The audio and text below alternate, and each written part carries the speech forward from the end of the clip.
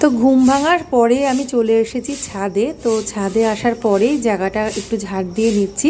তার আগে দেখতে পাচ্ছ জায়গাটা পরিষ্কার করে নিয়েছি। আর এখানে রান্না করব কাঠে। আর এই জায়গাটা পরিষ্কার করার আগে দেখো আমি কিন্তু উনুনের ছাইটা ফেলে নিয়েছিলাম। তো উনুনের ছাই ফেলেছি, উনুনটাকে লেপেছি, তারপরেই জায়গাটাকে ধুয়ে পরিষ্কার করেছি। তার কারণ আজকে আমি আবার কাঠে রান্না করব। তো কদিন ধরে কাঠে রান্না করছি, বেশ ভালো লাগছে। তো নতুন একটা অ্যাডভেঞ্চার বলতে পারো, বেশ ভালোই লাগে শীতকালে। নিচে এসে চা খেলাম ওদেরকে নিয়ে, তারপর ওদেরকে কিছুক্ষণ পড়ালাম। তারপরে এই ঘরটা একটুখানি ঠিকঠাক করে নিলাম, বিছানাটা ঝাড়লাম। তারপরে আমি চলে আসলাম বেডরুমে। বেডরুমটা এবার গুছিয়ে নেব। আর ডেইলি যে কাজগুলো ক্লিনিংয়ে, ধুলোবালি মোছা ঝাড়া সেগুলো করব। করে তারপরে আমি চলে যাব ওপরে রান্না করতে। ওপরে রান্না বান্না সেরে এসে তারপরে নিচে ঘরগুলো মুছবো। তো এগুলো তো ডেইলিকার কাজ করতেই হয়।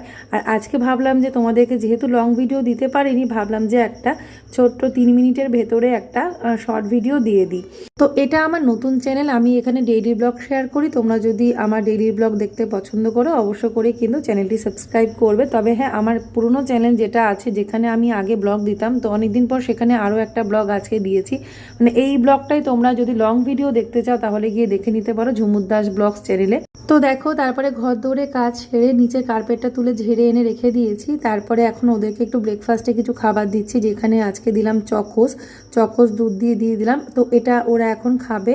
আর আমি আর মা ছিলাম বাড়িতে, মানে আমার হাজব্যান্ড ছিল না, তার জন্য আমি আর মা মিলে খেলাম। এই যে এখানে খেজুরে গুড়ের রসগোল্লা আর মুড়ি আর একটু মিষ্টি রসও নিয়ে নিয়েছিলাম।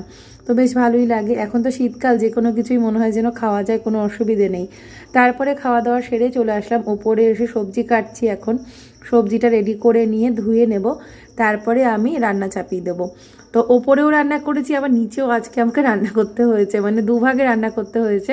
কারণ ওপরে আমি শুধু খিচুড়ি, আলুর দম আর ভাজা করেছিলাম। আর আমার হাজব্যান্ড আবার খিচুড়ি খাবে কি না খাবে, কারণ ও আসছিল কলকাতা থেকে, সেজন্য ভাবলাম যে ঠিক আছে ভাত তরকারিটাও রান্না করে রেখে দিই। তো সেজন্য নিচে গিয়ে আবার ভাত, ডাল, বাঁধাকপি এগুলো রান্না করেছিলাম। তো করে রেখে দিয়েছিলাম, কিন্তু সেই শেষমেশ ও রাতে এসে খেয়েছে, গরম করে দিয়েছিলাম। আর বাকি আমরা তো দুপুরবেলা খিচুড়ি প্রসাদ খেয়েছি। ঠাকুরের জন্য যে খিচুড়িটা এখন বানাবো, সবজি দিয়ে মুগ ডালের চালে খিচুড়ি করছি। আর শীতকালে দেখবে খিচুড়িটা একটা বেশ স্পেশাল একটা জিনিস, তাই না? খুব ভালো লাগে। তো যাই হোক, রান্নাবান্না সেরে আমি কিন্তু নিচে চলে এসেছি। নিচে আবার আমি এসে আরেকটি রান্না করলাম, ঝটপট হয়ে গেছিলো যদিও। তারপরে ঘরদোর মুছে স্নান করে নেব। আর স্নান কিন্তু সকালে আমি একবার করি। তারপরে দেখো ওদের খাবার বেড়ে নিয়েছি সবার জন্য। আর ঠাকুরের ভোগের থালাটা এই যে দেখো। তো এইভাবে আজকে দিনটা কাটলো। তো তোমাদের যদি এই ছোট্ট ভিডিওটা ভালো লাগে অবশ্যই লাইক, শেয়ার, কমেন্ট আর সাবস্ক্রাইব করো। Bye bye.